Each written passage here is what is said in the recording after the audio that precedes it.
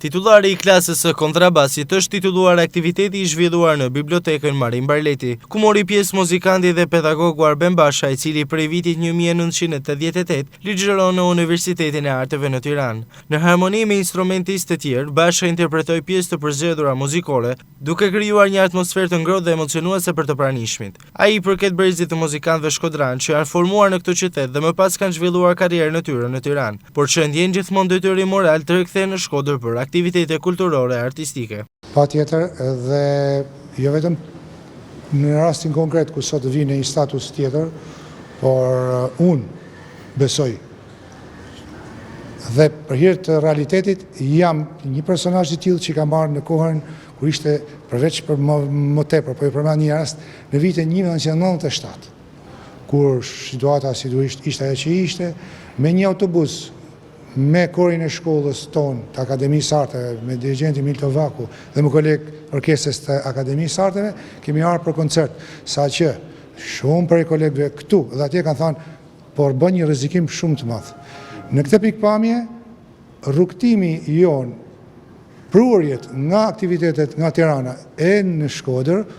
unë personalisht jam vetë pjesëtar që kam marrë si ansamblist, si orkestrant, apo si mbështetës, duke filluar që nga orkestrat e vogla deri tek orkestra e madhe që sot quhet filharmonike. Që nga viti pa frikë, mund të them 94, pjesëmarrja ime është pothuaj e pandërprer. Biles, mund ta shtoj këtë, për hir të saksimit, ka qenë një ardhje dhe një pjesëmarrje gjithmonë, asnjëherë për të përfitime në pikpamje që unë të vit përfitoj këtu, por unë kam marrë për me dhënë këtu. Kena shumë shkodaran, artista,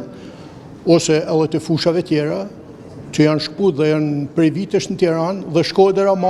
është një brez si Shkodra, s'po them se nuk i njëft, po Shkodra duhet t'i njohin edhe t'i shohin edhe kontributin e tyre që kanë ballën qytetin e linjës. Ne besoj që do të fillojmë edhe me muzikantat që janë jashtë Shqipërisë,